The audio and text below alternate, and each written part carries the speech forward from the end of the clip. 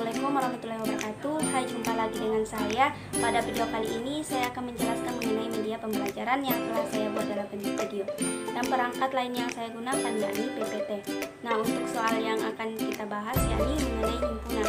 Untuk melihat media pembelajarannya langsung saja ke video. Baiklah, langsung saja kita masuk pada media pembelajaran. Di sini ada himpunan materi SMP kelas 7. Nah, untuk memulainya kita klik play. Nah, dia akan muncul seperti ini, muncul menu. Nah, di dalam menu ini ada beberapa poin, yakni yang pertama kompetensi, yang kedua materi, yang ketiga contoh soal. Nah, untuk materi yang pertama kita klik kompetensi. Nah, dia akan muncul seperti ini.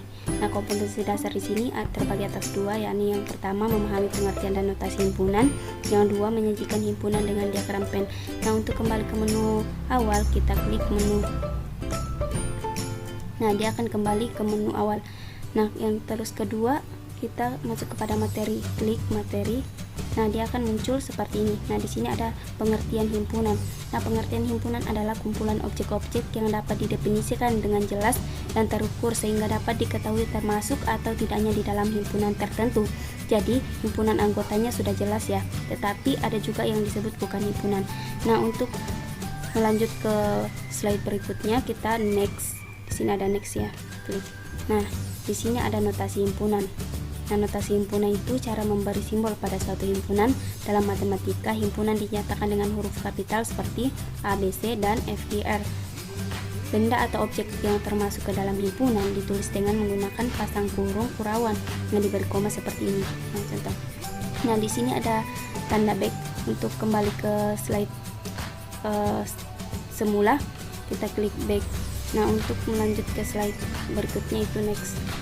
Nah, di sini ada diagram pen. Nah, di sini ada beberapa contoh diagram pen. Yang pertama itu contoh diagram gabungan seperti ini. Terus yang kedua contoh diagram komplement seperti ini. Terus contoh yang ketiga contoh diagram irisan seperti ini. Nah, untuk kembali ke menu yang pertama kita klik menu. Nah, yang terakhir kita masuk kepada contoh soal, klik contoh soal. Nah, di sini kita memiliki contoh soal. Yang pertama, diketahui A itu X lebih besar sama dengan 4 dan X-nya lebih kecil sama dengan 8, di mana X bilangan asli.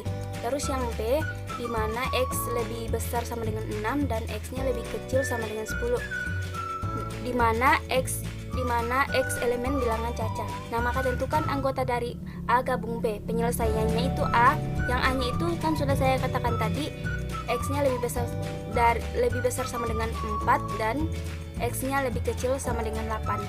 Jadi 4, 5, 6, 7, 8. Terus yang B sudah juga saya sampaikan tadi, X-nya lebih besar sama dengan 6 dan X-nya lebih kecil sama dengan 10. Jadi 6, 7, 8, 9, 10. Nah, jadi A gabung B merupakan himpunan yang anggotanya adalah gabungan semua anggota dari A dan semua anggota B. Maka A gabung B sama dengan 4, 5, 6, 7, 8, 9, dan 10. Jadi anggota dari himpunan A kalau digabung B adalah 4, 5, 6, 7, 8, 9, dan 10. Nah, next. Jangan lupa next. Kemudian contoh kedua yaitu soal diagram pen. Nah, di sini kita memiliki soal diketahui suatu RW terdiri dari 30 orang mengadakan lomba perayaan 17 Agustus.